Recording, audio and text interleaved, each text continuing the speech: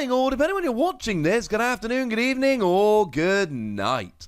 My name's Ross, and as always told out of Voice of Radio. So today, we need to take a look at a winning Ampharos V deck. Now, I told you when this card was released that I quite liked it. It looked really cool, really fun, and I was a bit of a fan. But I also knew that I was being a little bit of a fanboy and that it might not end up being the best deck ever. Well, turns out it's actually really good. And as someone whose Ampharos carried him through the entire game, really, on my playthrough of Heart Gold recently, I'm in kind of an Ampharos-loving mood right now. Question is, how good is this deck?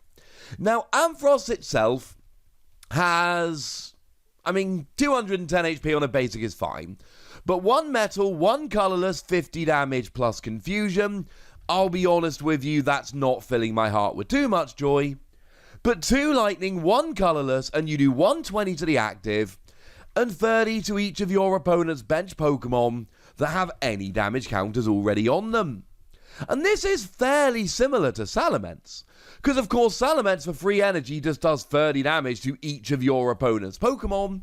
This does 30 damage to each of the bench, 120 to the active, but it's not a completely colourless attack cost, and it only does damage to bench Pokemon that already have damage on, so it is, shall we say, not entirely perfect. But we've seen that Salamence has been good and working as a spread deck, so why not Ampharos, ladies and gentlemen?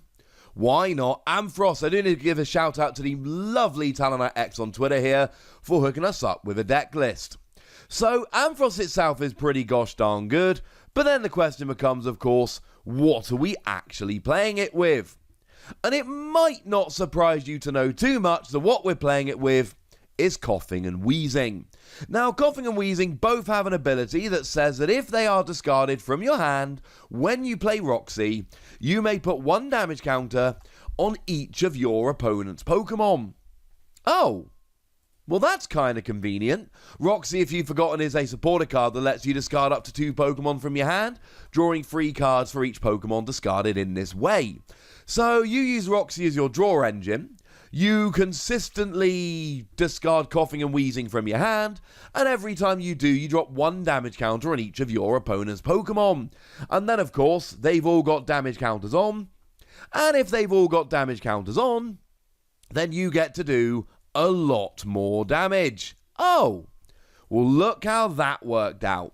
And that really is the main conceit of the deck here. There's other stuff, we'll get there in a minute, but the main conceit of the deck is spreading with Ampharos, doing big damage to the active while spreading to the bench, and using Coughing and Wheezing to make sure that the bench are damaged. But it's not just making sure the bench are damaged, it's also hitting the numbers. You know, if you've got a bunch of 70 HP Pokemon like Jirachi, for instance, then it takes 2 attacks with Ampharos plus the 10 damage, and oh look, there's a KO.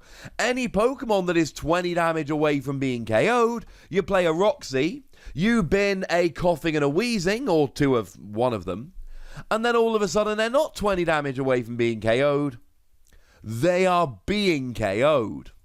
And that works out rather nicely indeed. Now, in terms of other Pokemon here, we do have some that are rather useful. We do have a big attacker, and that is in the form of Bolton V.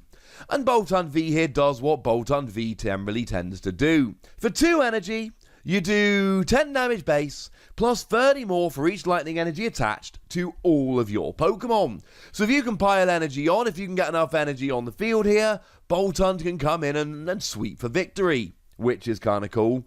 But it does also have the attack Electrify, lets you search your deck for 2 lightning energy and attach them to one of your bench Pokemon, or any of your bench Pokemon in any way you like, so you can do 1 to each of 2 benches, the point here. And that will help you get your Ampharos set up in the early game if you are otherwise struggling. We do play a couple copies of Dedenne here. Discard your hand, draw 6 cards, pretty gosh darn good. Obviously, we play a copy of Tapu Koko. That's the one that lets you Lost Zone it from the bench and then attach 1 lightning energy to each of 2 bench Pokemon. That's pretty gosh darn useful for getting the energy out, getting rolling early.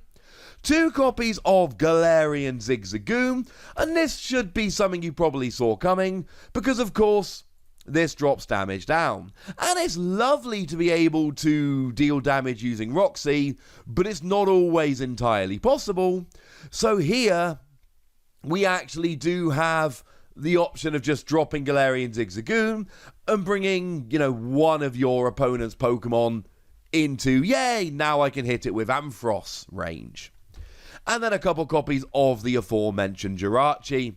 It's in the active, you look at the top 5 cards of your deck, you find a trainer card, you put it in your hand, Jirachi goes to sleep. We have seen this once or twice before, ladies and gentlemen. It's not quite the first time we've ever seen it. Now, in terms of energy here, the energy is fairly obvious. We've got a bunch of lightning energy, because it's a lightning energy deck. And then we've got 4 copies of speed energy, because speed energy is a lightning energy that when you play it from your hand to one of your Pokemon, you get to draw 2 cards. No, it doesn't work with Tapu Koko and that sad boo hiss, etc. But what it does do is it draws you extra cards. And you'll want to get rolling here, ladies and gentlemen, which is kind of awesome. Now, in terms of trainer cards here, there are a couple that are particularly useful. Obviously, we've mentioned Roxy. Roxy is very much your engine here in terms of drawing cards, getting damage on, etc. It's pretty gosh darned important.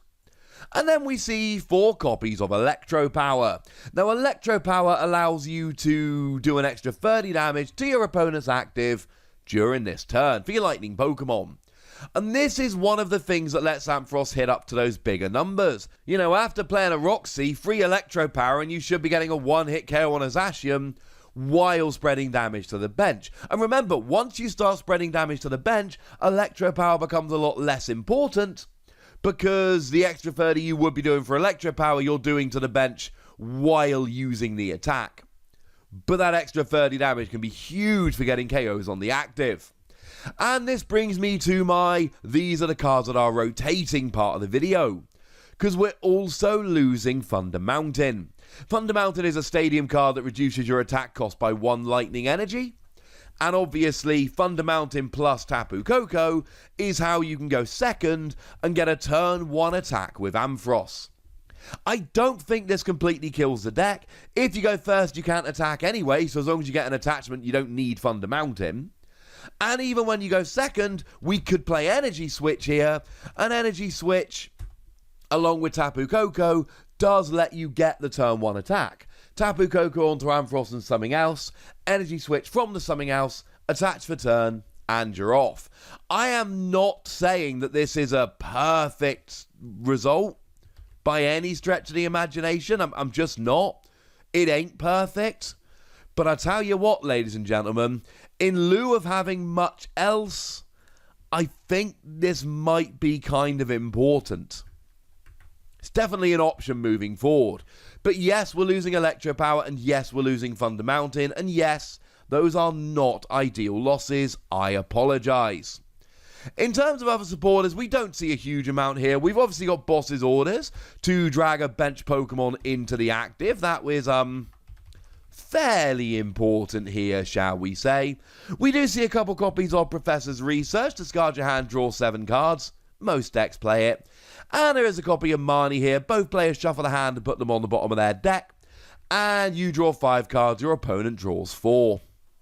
And after that, it's largely what we would expect. You got a basic deck, so we're playing Quick Ball as our Pokemon search of choice. We've got a Skateboard for Jirachi. We got 1 Tool Scrapper to get rid of tools. We got Reset Stamp to make your opponent get a new hand equal to their remaining prizes.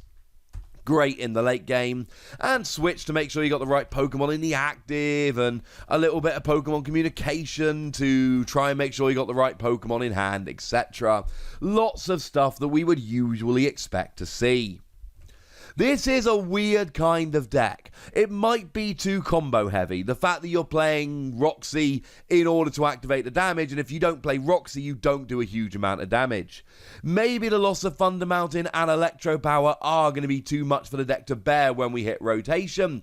But having said that, I've seen an awful lot of people say that Lightning are going to be garbage post-rotation because of the loss of those 2 cards, and I am really not ready to say that or anything close to that right now. But I do think this is a weird deck, a fun deck, and a deck that's got a huge amount of potential.